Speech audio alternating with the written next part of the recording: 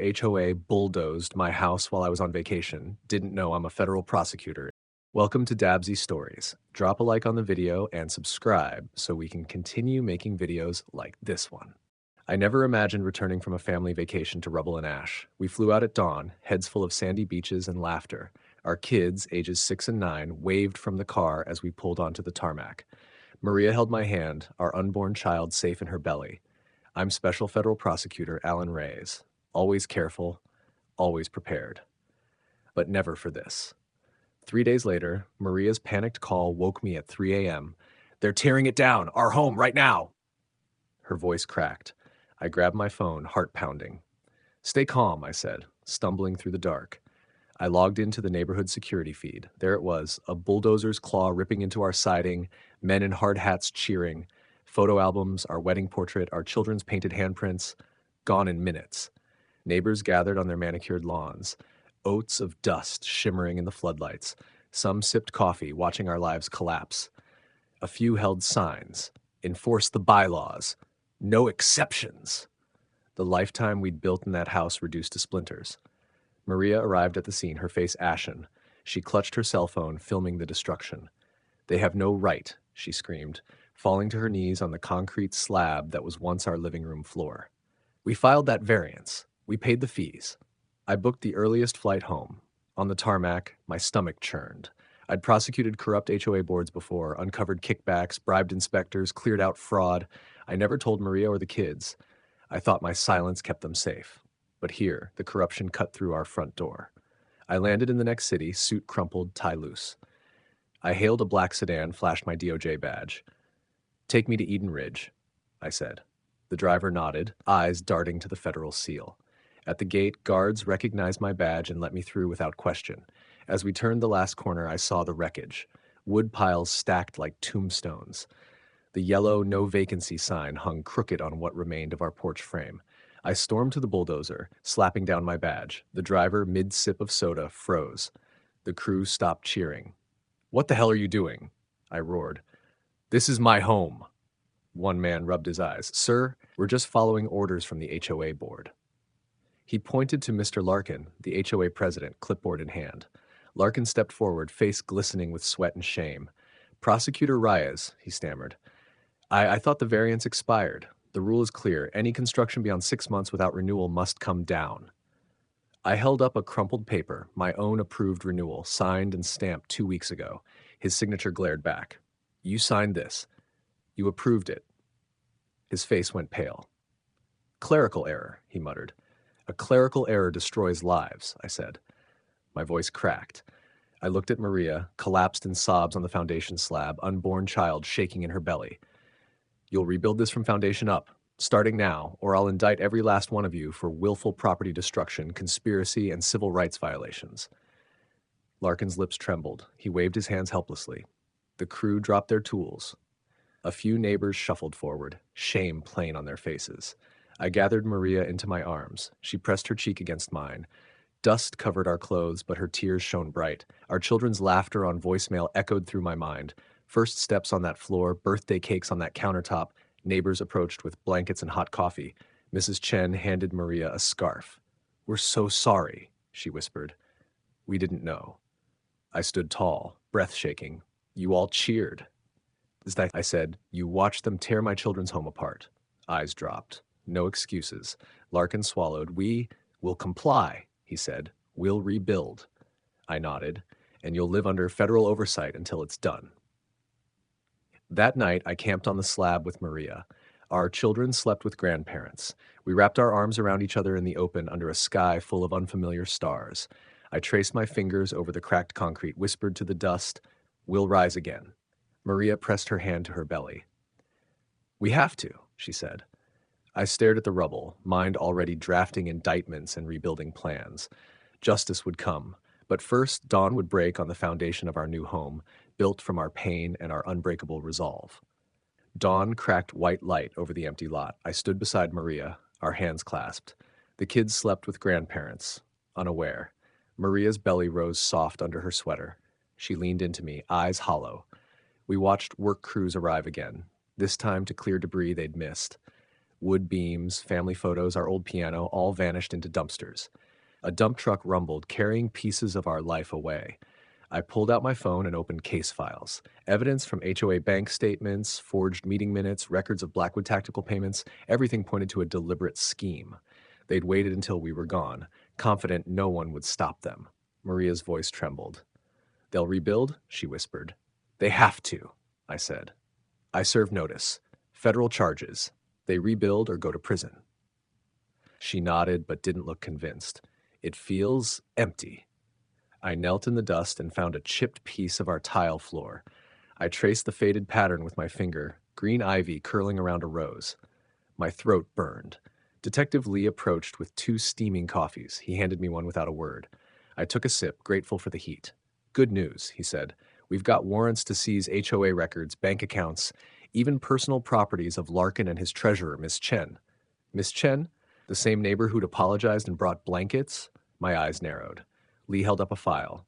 "She's in too deep. Signed sealed checks, approved payments. She'll testify." I blinked. "She's testifying against them?" Lee nodded. "She'll plead cooperation and help us rebuild your case. We can freeze all assets today." Maria's hand tightened on mine.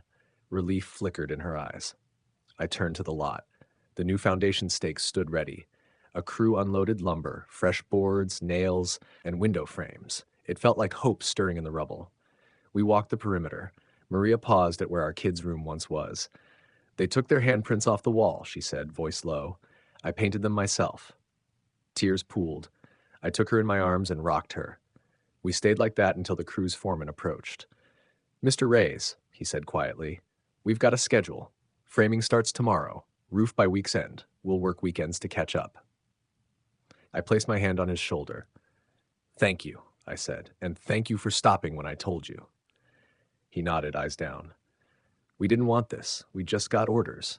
I understood. Many here did. But at least now the orders came from justice, not greed.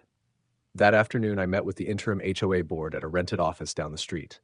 Chairs lined the walls. A long table held coffee and notepads. Maria stayed home to rest. Detective Lee joined me. He laid out the charges, the evidence, and the witness list. Miss Chen sat across the table, clutching her phone. Her confession would be key. When it was her turn, she spoke in a shaky voice. "I signed those checks," she said. "I thought it was for maintenance. They told me it covered community improvements. I didn't know they'd tear down your home." I studied her. Guilt broke across her face. "You know now," I said softly. "You helped destroy a family's life. You can help rebuild it by telling the truth." She nodded, tears falling. "I will." Later, I drove to visit the kids at Grandma's house. Their laughter greeted me. They showed me drawings of our new home, bright red roof, wide windows, a garden full of flowers.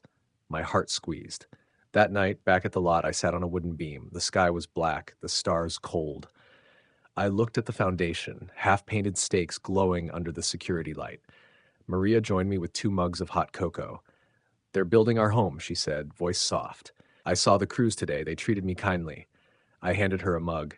"This will be our strongest home," I said, "built by truth and hard work." She leaned against me. "And love." I sipped my cocoa, tasted warmth despite the chill. The wind rustled through the rebars and fresh lumber. In the dark, our future rose brick by brick. Neighbors peeked over the fence with flashlights. Some offered food, others a blanket. We nodded, grateful for every small kindness. I stood and held Maria's hand. "Let's go inside," I said, though there was no inside yet. We walked away from the foundation into the night, our footsteps echoing on empty beams. The future awaited, and we would meet it together. Morning light crept through the tent flap as I stirred on a cot beside Maria. The camper's thin walls rattled with the hum of nearby equipment, contractors framing walls, neighbors gossiping in hushed tones. It had been 3 weeks since the demolition, 3 weeks of living in limbo, of counting every brick in the foundation and every dollar in escrow. I checked my watch, 6:15 a.m., time to meet Detective Lee and the builder foreman at the lot. I kissed Maria's forehead, careful of her cast and our unborn child. "I'll be back soon," I whispered. Outside, the air smelled of sawdust and fresh lumber. The sun glinted off rebar and stacks of drywall. I walked the perimeter with Lee. He tapped his phone. Chen's testimony went solid. She confirmed Larkin backdated demolition orders, and Blackwood's CFO flipped. He'll testify next week. I nodded. Next step, the HOA board itself. I paused by the sill where my daughter's handprint had once been painted. They all signed off, right? I asked. Lee nodded, grim. At 7, the interim HOA board gathered under a pop-up canopy. I stood at the head, Lee beside me, builders behind. Chairs sat empty for the old board, now defendants. New board members, local parents and retirees, filled seats, faces drawn with resolve. I cleared my throat. Thank you for stepping in, I began. Your predecessors abused our trust. We're here to ensure they pay for every nail, every beam, every memory lost. A mother wiped her eyes. An elderly man nodded. Lee stepped forward. Federal grand jury indictments are sealed. Soon, these names will face RICO charges, civil rights violations, property destruction, conspiracy, and fraud. He looked at the builders. Your invoices will be evidence. Each cost, each receipt. Document everything. The builders snapped to attention. I addressed the board. You have authority now. You oversee this rebuild, inspect every phase. Questions or disputes go through Detective Lee's office, not a private boardroom. A woman raised her hand. What about variance renewals? How do we prevent this again? I pressed my badge. Every variance must pass through City Council and DOJ review for any project over 30 days. No solo enforcement. The board murmured agreement. We adjourned, and I walked Maria back to the camper. She held a stack of thank you notes from neighbors, handwritten, tear-smudged. They care, she said softly. I squeezed her hand. Later that day, I met with our children at the grandparents' house. They pored over blueprints of the new home. Christopher, age 6, that traced the playroom. Lily, age 9, circled the study where her baby sister's cradle would stand. Their excitement lit the room. I can't wait, Lily said. Can we pick paint tomorrow? I laughed. First, let's lay bricks. Back at the lot, the sun tilted west. Carpenters hung the first drywall sheet.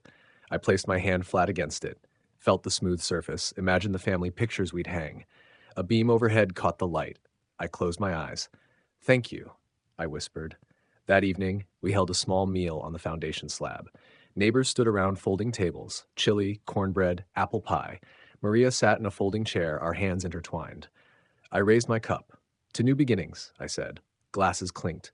Laughter rose, mingled with the scent of sawdust and home. After dusk, the lot fell quiet. I walked alone among the studs and nails, moonlight guiding my steps. I found the solitary sunflower, still blooming in its crack. Kneeling, I touched its petals.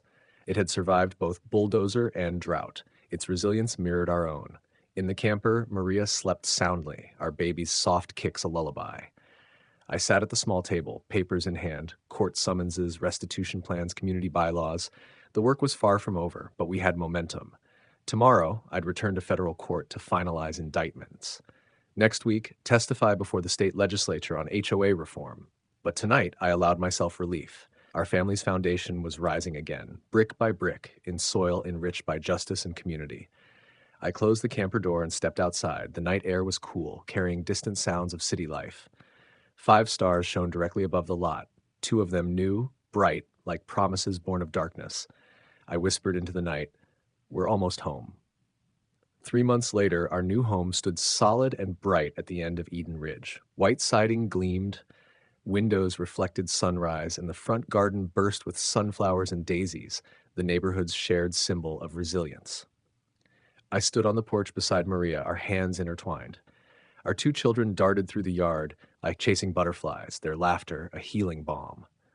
Inside, the walls were hung with family photos reclaimed from backups, wedding portraits, the kids' first steps, ultrasound snapshots of the baby we welcomed weeks ago. The living room sofa, scavenged from the rental, fit perfectly. Every piece of furniture, every fixture, had been replaced under the restitution ordered against Larkin, Blackwood's CEO, and the corrupt HOA board. Justice had bought us our home back. At 8 a.m. sharp, I escorted Detective Lee and the U.S. Marshal's detail to the old HOA office for final arrests. The building sat empty, its windows boarded. A single for lease sign hung crooked.